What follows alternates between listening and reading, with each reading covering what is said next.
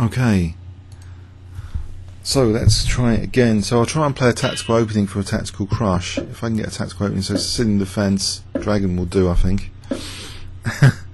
Sicilian dragon. So we're talking tactical crush. We're not really as focused on pawn structure as on piece dynamics, piece configuration.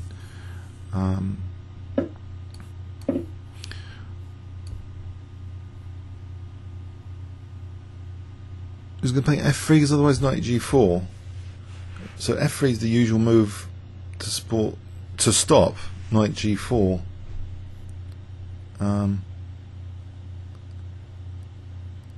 Oh, my clock has stopped again. Oh dear. I thought I might need a Blitz and upgrade or something.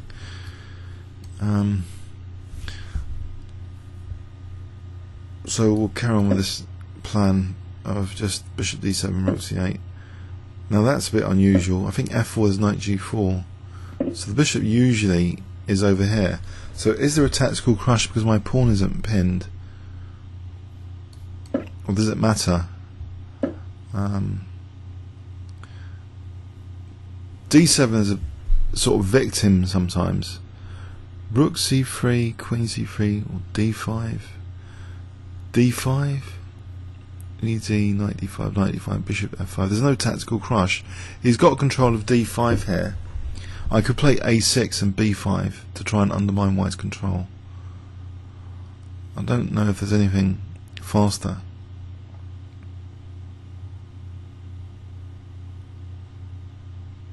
Or just b5?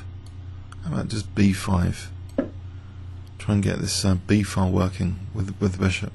Because the bishop on b3 is offering some support to the king. So it's not on b3 here, so maybe the b file's more attractive to sack that pawn.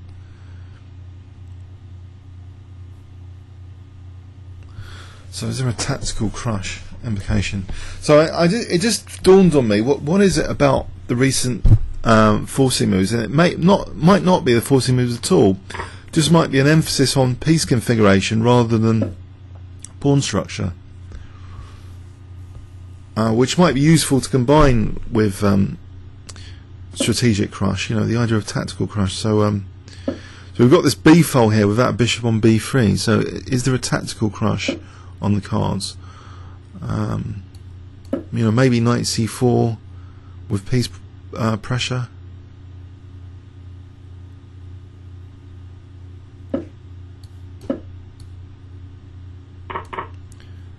Okay. Except my king looks to be getting exposed.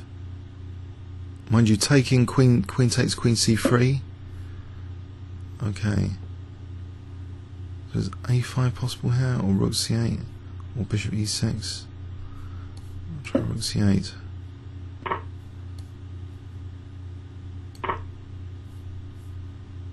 Don't really want to lose my fianchetto bishop, but e5 looks strong there.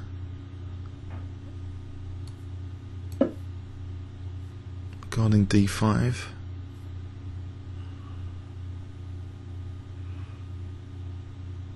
If takes though, bishop f6. Oh. Knight takes and bishop f5 is sort of tactical idea, but I'll probably get mated with queen h8 or something actually. Knight d5, bishop g7 is looking unpleasant, so I'm going to take it like this. Then maybe a5.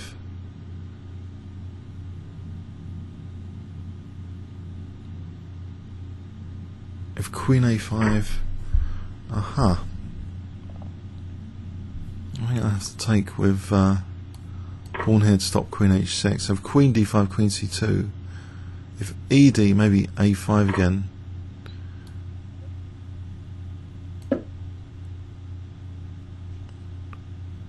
So knight a5. Well, I've got the lines open, but there's knight c6 as usual. I don't know. I can threaten mate though, so queen b5 threatening subtle mate. There's f5 to follow, and then queen a4.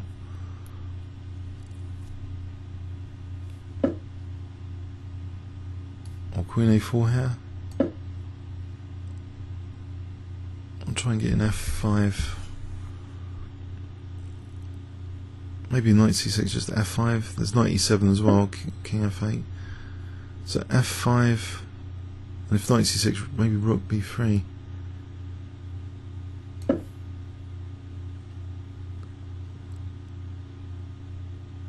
There's also Queen C4 potentially, or rook C4, knight C4, rook B3, AB Queen A1.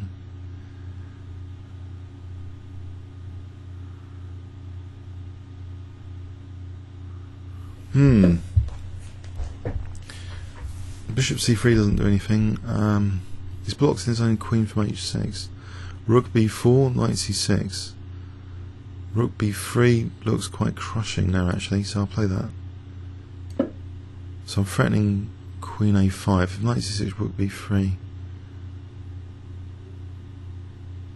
Or is it actually he's got King C1? King C1. It's not quite amazing.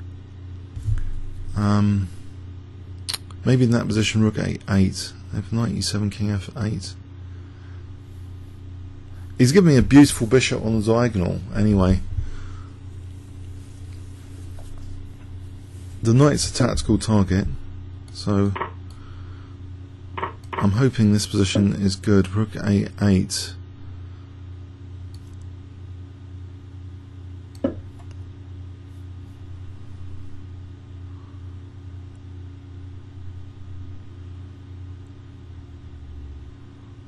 Is there a defense? Knight E7, King F8. So there's Knight G6 to consider. Well, there's Bishop B2 here. There's Rook A1, Rook A2, King E1, Queen E3. So just Rook A1, Rook A2.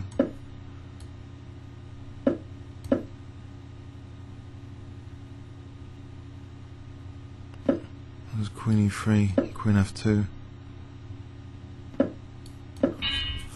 I don't know if that was a tactical crush. I suppose it was, because there's more of an emphasis on king safety and tactical issues. I'm not actually sure I played the right plan now.